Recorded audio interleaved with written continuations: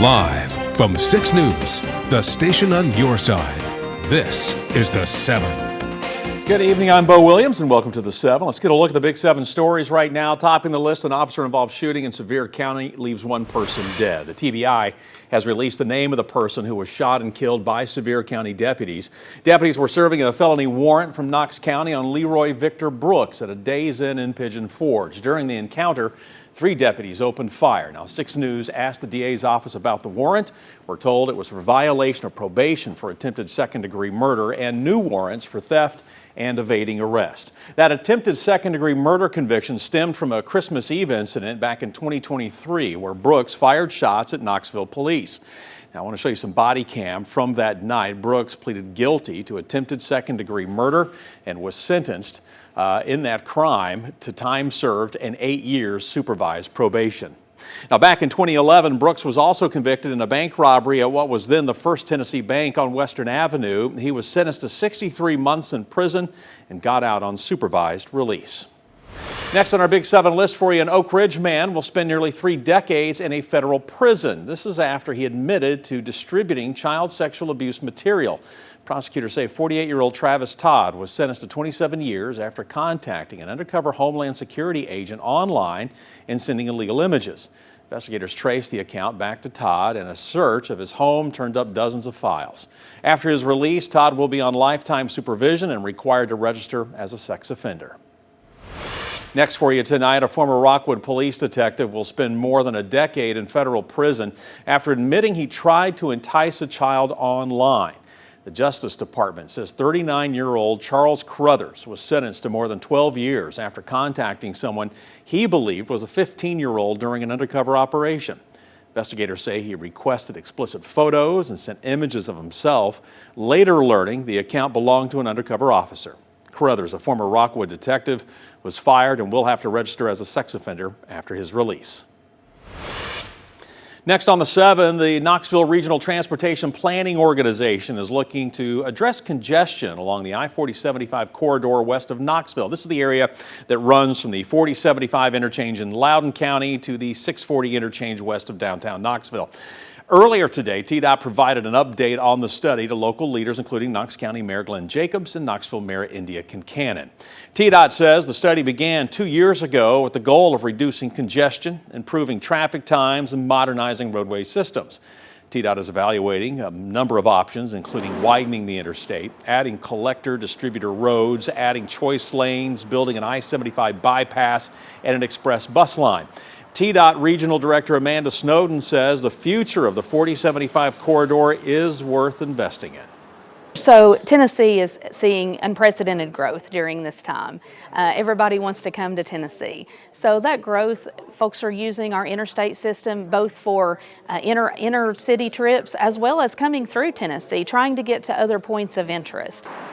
TDOT is also considering changes to its system management, which can include everything from ramp metering to a variable speed limit, which would use AI, as well as a targeted approach where changes to the road are made where congestion is most common. Up next for you tonight, a deadly crash that killed 3 on North Broadway Monday morning, raising new questions about safety along one of Knoxville's busiest corridors. And with a major project already planned for that stretch of road, 6 News is taking a closer look at what changes are coming. We currently have a sidewalk on that section, but it's a pretty narrow sidewalk, and you can see that we have a lot of people waiting at the cat stop. That's City of Knoxville Vision Zero manager Cody Gentry describing the current sidewalks along Broadway where people are often pushed close to traffic. But that's set to change. Following Monday's deadly crash, the focus is on making Broadway, the corridor, safer by the end of 2027. Now, the Broadway Streetscapes project was introduced a few years ago and covers the stretch of Broadway between Cecil and Woodland Avenues. Plans include a wide shared use path for pedestrians and cyclists on the west side of the road. The core of this project, it is a safety project, and we are separating pedestrians, separating cyclists from the roadway. We are getting those people separated from that fast-moving traffic so that not only is it more comfortable for them to walk or bike and move around the city, but it's most importantly more safe for them to move around the city. Another part of the project is streetscape improvements designed to slow traffic, fix pedestrian visibility, and add more crossing opportunities.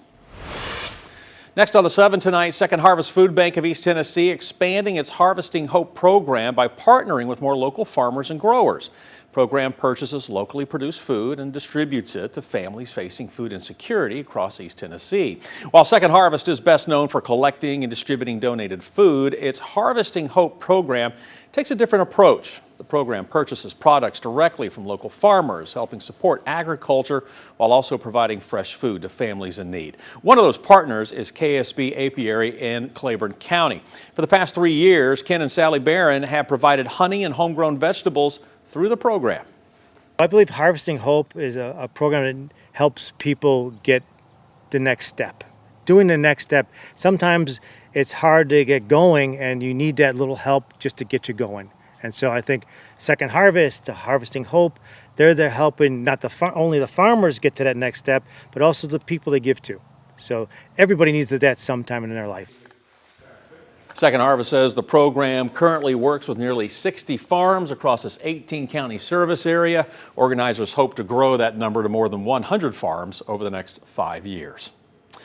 Great day to be out and about today, but don't get too used to it. It is summer in East Tennessee. Chief Meteorologist Ken Weathers joins us from the 6 Storm Center. Ken, we know some humidity is on the way, some serious humidity. Yeah, it's almost July, so that's bound to happen, right? Just a little bit of cloud cover across the area right now. It is a gorgeous evening. Get out and enjoy it if you can. Cumberland County and Crossville atop City Hall, just a few clouds overhead. 75 degrees, late June.